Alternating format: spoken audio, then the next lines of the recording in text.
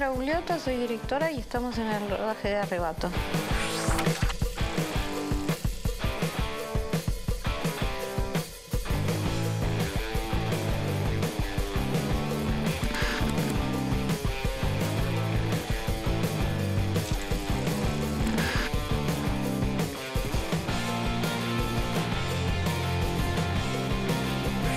Es la historia de un escritor que lo acusan de haber cometido un crimen que relata en un libro.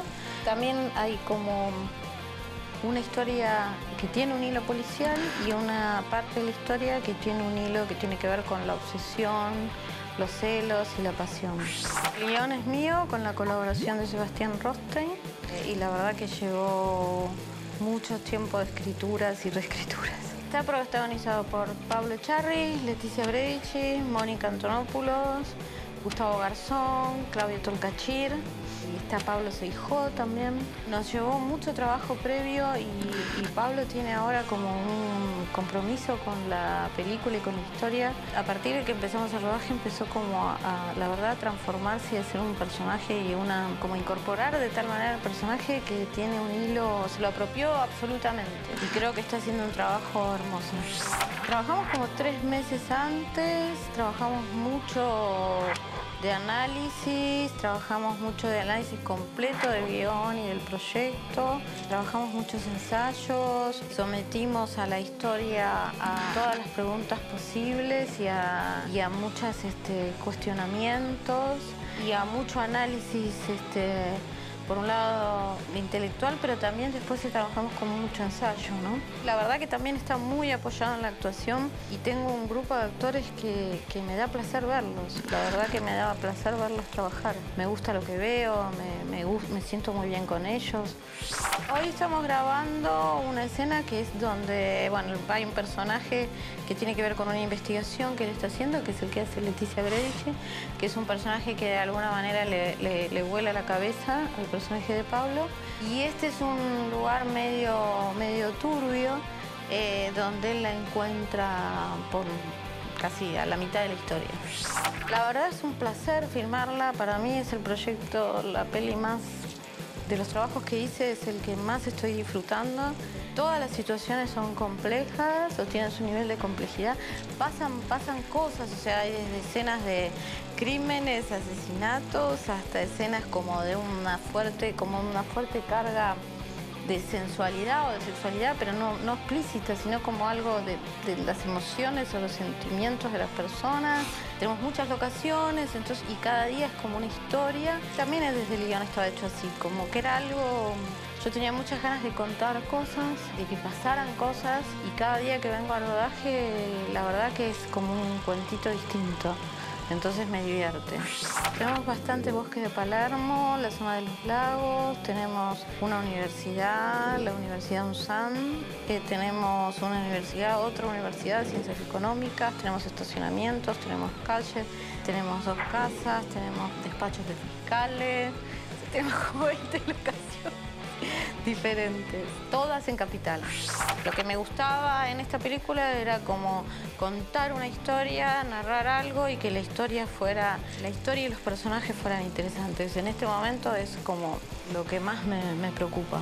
Por las cosas que estamos viendo, no tanto en cine, sino en series o ese tipo de cosas, cada vez hay más fuerza del relato y cada vez para mí los personajes tienen que ser interesantes. Como algo, yo necesito para centrar mi atención más, la mía personal, más de 10 minutos en algo, tiene que ser algo que en algún lugar me parta la cabeza o me traiga una novedad. Si no, en lo personal, nada me interesa, no me concentro en nada que no tenga como una novedad, no me interesa algo que sea como lavado, no me importa. Entonces trato de proponer o de buscar cosas que tengan esa potencia. Y a pesar de todas las limitaciones, cuando puedo trabajar con los actores y trabajar con la puesta y todo eso, me siento, en general, siempre me siento súper bien, como que es algo que disfruto hacerlo. Lo que pasa es que yo, como además soy productora y guionista de las películas o de los trabajos que hago, la dirección es una parte de eso. Y la dirección es la que más me gusta y la que más fácil me resulta. Y también la más corta. Porque todo lo demás me lleva 3 veces más, o 4 o 5 veces más que el tiempo de la dirección. Con Las vidas posibles tiene un algo de las líneas, yo creo que es como una continuación, pero como si fuera con el triple de cosas. Pero para mí tiene los mismos hilos que estaban ahí o las mismas cosas que yo estaba pensando, pero como si fuera triplicada. Y también te diría, bueno, la historia entre un hombre y una mujer, eso sigue estando. O en este caso un hombre y dos mujeres. Creo que estoy mucho más tranquila, creo que la verdad que me siento mucho mejor ahora que antes. Creo que todo es para mejor, todo el cambio que hice yo en lo personal, digo como directora profesionalmente, siempre es mejor ahora que antes en todo. No es que el resultado sea mejor, sino que todos mis procesos de trabajo son todo lo que fui adquiriendo y viviendo y aprendiendo. Es impresionante la diferencia, o sea, me da mucha... Hay cosas que yo digo, esto no lo hubiese podido hacer antes o no lo hubiese podido hacer de tal manera. Hay un montón de cosas internas que el trabajo y el tiempo y la confianza que voy sintiendo o la experiencia o las situaciones, todo el conjunto de cosas son mucho mejores para mí.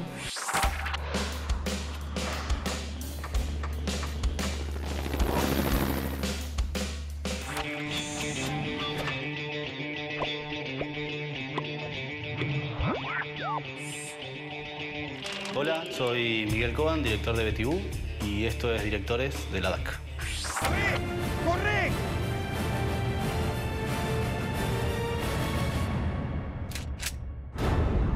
¿Te molesta que te diga Betty Boo? No es el sobrenombre, es cómo llegó a mí. ¿Cómo llegó a vos?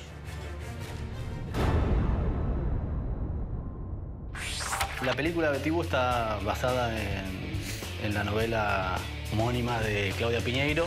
Me llegó a mí en realidad directamente como un ofrecimiento de la productora de Vanessa Ragone, y ahí empezó, digamos, el proceso de tanto de adaptación de la novela que escribí con mi hermana, como después ya la producción en la cual yo dirigía. La primera vez que uno la lee, digamos, tiene una sensación de que ya está todo, hay que separar en secuencias, elegir qué queda, qué no queda, pero después cuando uno empieza claramente a leerla con otra intención, es decir, desde la adaptación, desde el guión, tenía todo un plano donde los personajes reflexionaban mucho sobre su presente y su pasado, con lo cual eso fue uno de los primeros desafíos de la adaptación, y lograr que fuera una película que tuviera el espíritu de la novela, pero que fuera independiente de la novela.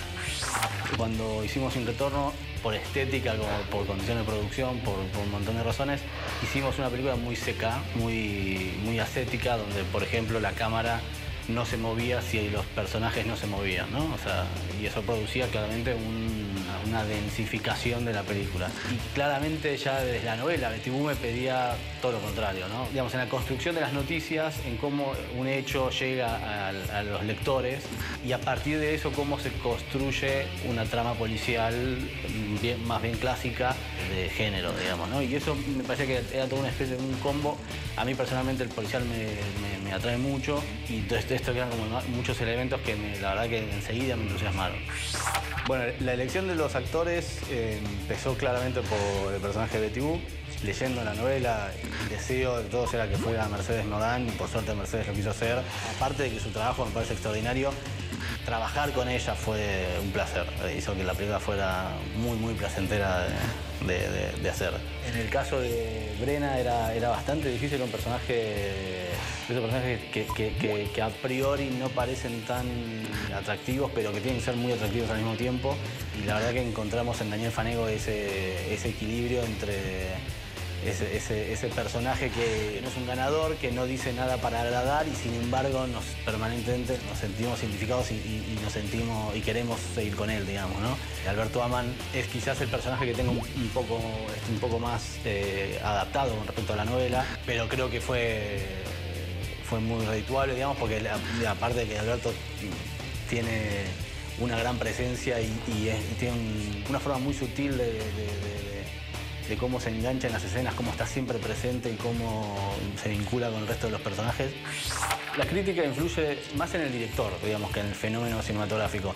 Sí creo que hay un vínculo muy fuerte entre un determinado sector de la crítica, porque tampoco es toda la crítica, y los festivales. Y ese sí creo que es la fuerza que más puede llegar a influenciar en cierta producción cinematográfica. Pero claramente hay una influencia en el público masivo sobre todo en determinados medios, con las críticas más masivas, digamos, ¿no? Al cine argentino yo creo que, o cualquier película argentina, la crítica le afecta. Pensar si son positivos o negativos a veces es como un poco inútil, digamos, ¿no? Es como que hay que aceptarlo y aprender a convivir con ello. Digamos, yo así como admiración, tengo admiración a muchos directores, a veces son películas más que directores, que son digamos, de cualquier índole y factor, digamos, ¿no? Digo, desde clásicos como Hitchcock a los hermanos Coen, que me parecen increíbles, digamos, en una precisión, y Kubrick probablemente me parezca el director que más me entusiasma en todos los sentidos. Uno de los mayores desafíos o problemas que tenemos nosotros como industria en este momento es claramente lo que es el lanzamiento, la exhibición, la posibilidad de que la cantidad de películas que hay ya están terminadas logren un lanzamiento razonable, digamos, y no digo que lleguen al público, porque después el público elige lo que quiere, digamos, y uno no puede controlar eso, pero sí por lo menos darle la oportunidad al público, a la película de tener la chance de por ahí ser elegida, digamos, ¿no? Ni siquiera en las salas del Inca, las películas chicas logran tener un día completo, digamos, ¿no? Tienen 2 funciones, a veces no llegan a la semana, digamos, hay una grilla súper compleja, y eso también al espectador a veces creo que no es lo ideal, ¿no? O sea, el espectador necesita saber que está en tal cine toda la semana, hay como una tradición sobre eso. Hay una cosa que decir que es universal, digamos, ¿no? Que es en todo el mundo el guión no está todavía considerado en términos económicos como un valor agregado para la película, lamentablemente, pero creo que es el más importante de todos. Porque cuando uno no lo tiene resuelto en el guión, en el rodaje no lo va a resolver. Si uno toma lo que se cree que es los elementos fundamentales para que una película sea buena, y se ponen todos y todo funciona, y hay presupuesto y hay lanzamiento, y después la película no funciona, digamos, ¿no? En ese sentido, por suerte, el cine, y eso creo que es la parte más artística del cine, una de las partes que todavía sobreviven del arte dentro del cine, es una alquimia y no alcanza con saber contar, saber filmar o tener presupuesto o tener grandes actores. A veces las películas cuajan y a veces no.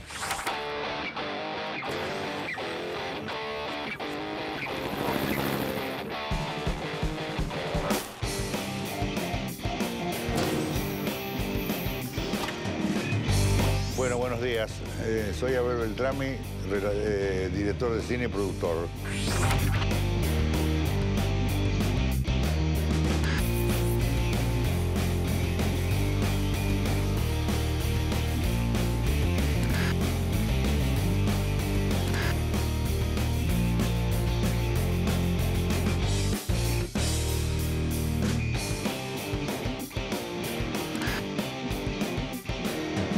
Cuando fui a Estados Unidos, lo fui a visitar a este amigo de acá de Zárate, que se llama Alonso. Yo traje algo de Tango Canción de Buenos Aires. ¿Lo podemos ver con no? Tiene 15 minutos. Bueno, no, pará que te voy a hacer una reunión. Bueno, entonces aparece un señor que se llama Alex Fortuna. Es un tipo sensacional. Apareció y me dijo Alonso que usted así, sí. Bueno, dice, yo quiero verla y se la voy a hacer ver con unos productores. Y algunos directores. Ustedes dicen, no, está muy bien, le digo, pero mire que dura 15 minutos. Bueno, está bien.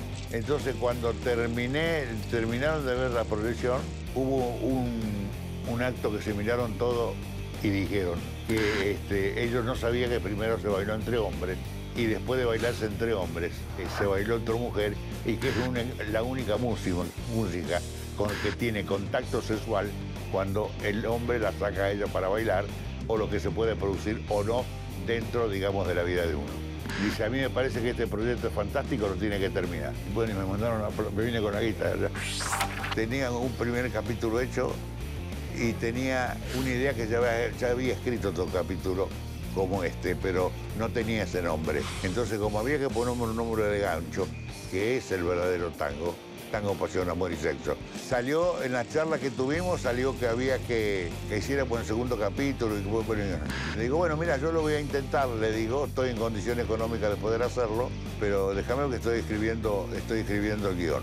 En esa circunstancia se atraviesa un tipo de Medellín, que me vino a ver especialmente, para hacer 10 capítulos de la vida de Carlos Gardel, una serie.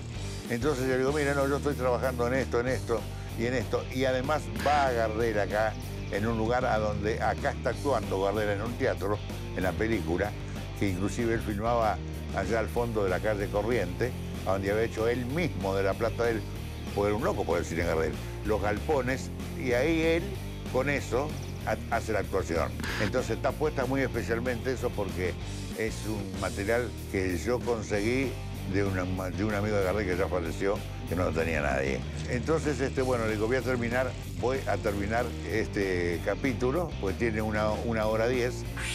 Hice una cosa, solamente hay un actor conocido, muy poco conocido. Lo copié a Ladrones de Bicicleta, lo que hizo de Sica. Agarró actores de la calle. Yo agarré bailarines de tango y bailarinas de tango, las parejas. Entonces me empecé a recorrer la provincia.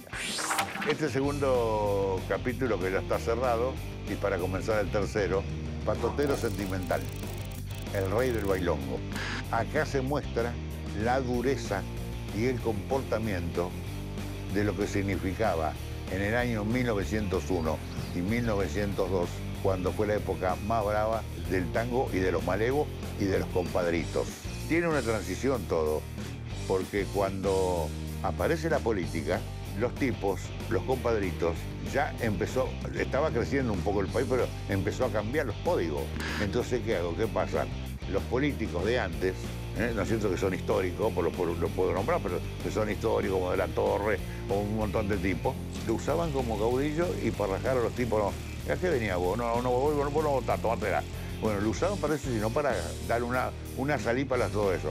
Eso eran los compadritos que se quedaron sin laburo y pues entonces tiene turno con el compadre. Yo tengo que buscar un personaje que tenga mucha acción en ese año. Abro un libro de tango y dice Francisco Canaro, 1901, El Tigre Millán. El Tigre Millán fue el malevo, no era malevo, porque los malevos en el tango eran los que robaban gallinas, lo insultaban a un tipo, después se escapaban, le robaban la cartera. El compadrito no. El compadrito iba en defensa de la mujer. Por eso murieron varios, como en el caso del Tigre Millán en Puente Alsina. La película tiene mucha acción con ese tipo, que es lo que realmente quería llegar yo. Mucha acción. Le hablo al joven que se interesa poder ir a una escuela de cine y estudiar para llegar a ser o director o productor. Entonces yo le diría que sí, que lo siga, porque es la forma de poder mantener nuestra industria cinematográfica. Entonces yo le digo a los jóvenes que le metan para adelante. Es difícil el camino, no el camino de inteligencia, porque al ser creativo ya tenés una posibilidad importante y vos mismo te vas a dar cuenta si sos o no creativo. Es difícil, pero nada es difícil cuando en un trabajo ese o como este se tiene fe.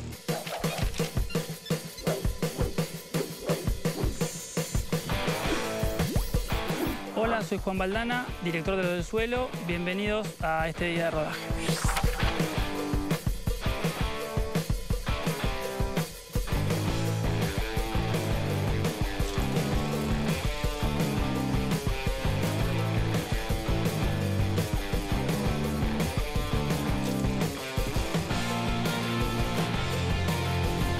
Es la vida de Remo y Irmina, dos trabajadores de las ligas agrarias que estuvieron en cautiverio durante 4 años en el monte, en la época de la dictadura.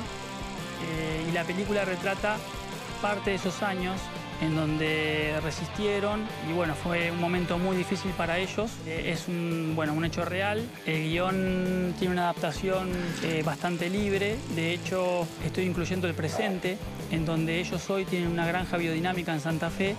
Es una granja que trabaja el tema de la transformación desde todo punto de vista ambiental y social.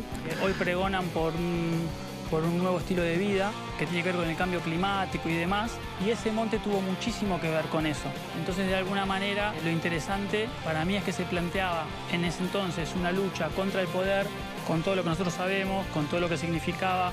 Y hoy es una lucha de concientización. Es como otra situación que inclusive excede el país. Es una problemática social mundial. La adaptación se fue trabajando con tiempo, con espacios, con investigación, hasta que, bueno, estaba convencido de que ya estaba como para empezar a tener una historia potente. Bueno, la elección de actores comenzó con la pareja principal. Lautaro Delgado y María Canales son los protagonistas. Están hace mucho en este proyecto, se involucraron desde el principio, se comieron todas las versiones de guión. O sea, el elenco, digamos, es bastante variado. Lo fui trabajando personalmente con la mayoría de los que están hoy. Casi todos, digamos, se prendieron mucho en el proyecto, les gustó mucho la idea. Hice pequeño casting porque, por ejemplo, hay un cura francés que obviamente debía ser un francés y hay una niña en el presente de hoy, que ahí sí hicimos un casting con María Laura Brecht, que se encarga de estos temas muy bien, y la verdad que estoy súper contento con Lola, que es la chica que interpreta a esa tercera generación. La verdad es que llegué con bastante tiempo a rodar con los actores elegidos, lo que me permitió hacer ensayos y trabajar muy bien los personajes. Respecto a las locaciones, la verdad que estamos haciendo una adaptación bastante importante. Estamos filmando mucho acá, que es el Pereira Iraola, que es increíble. Hay una reserva inmensa con distintos tipos de geografías que reproducen el noreste y el norte del país muy bien. Vamos a ir a Santa Fe, también filmamos en Carlos Quén, una situación medio, digamos, pueblerina. Y bueno, en la isla del Delta. O sea, es todo un mix, porque ellos se movían por diversas geografías a lo largo del pasaje de la historia. El personaje de Cardoso en la película, que es, digamos, un antagónico, es Juan Palomino. Se armó una muy buena situación con él, con Luis Embroski, con Claudio Torres también. Ellos tres son un poco los que llevan adelante el tema de las tareas. También, bueno, está en la película Julieta Cardinale, que tiene una aparición realmente fundamental en la película. Gran elenco que quizás en el mundo del cine no son tan reconocidos, pero son buenísimos actores. Hay muy buena química entre ellos y los ensayos hicieron como que la cosa empiece a encastrar, digamos, desde bastante antes. Me está sucediendo que estoy reescribiendo muchísimo la película en rodaje, estoy cambiando muchas escenas. Hoy lo voy viendo, y si te muestro la última versión antes de rodar y el resultado del montaje final, creo que es muy productivo. Mira, realmente cuando había momentos que estaba escribiendo el guión, tuve la enorme suerte de por primera vez poderme dedicar a un guión y trabajar un poco menos, que no me importe trabajar menos, sino involucrarme, digamos, en la historia. Y había momentos en donde decía, tengo 2 bebés recién nacidos, tengo 2 nenes, tengo tiros, Entonces decía, me la estoy complicando, pero por otro lado decía, siempre creí en la historia y siempre creí en la manera de cómo poder producirlo, sabiendo las limitaciones que se pueden llegar a generar en un tipo de películas como estas. Y tenemos que resolver, y ahí es donde capaz que se resuelve una escena en donde tenía otras 3 y las tuve que resolver en otra locación. Lo importante es que la estructura dramática, digamos, vaya sincronizándose y entiendas que ante cualquier imprevisto la película funcione, ¿no?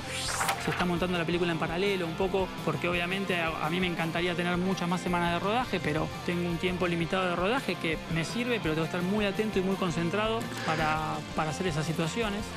Mitad de rodaje, falta mucho y falta poco. No dormís, en un rodaje no dormís, no usé nunca el despertador, es imposible. O sea, los domingos estoy con el montajista viendo el material de la última semana, viendo la semana anterior montada. Nos juntamos con Iván el DF y con Pancho, el asistente de dirección, justamente a rearmar todo lo que se va transformando, que se reescriben escenas. Para dormir hay tiempo, ¿no?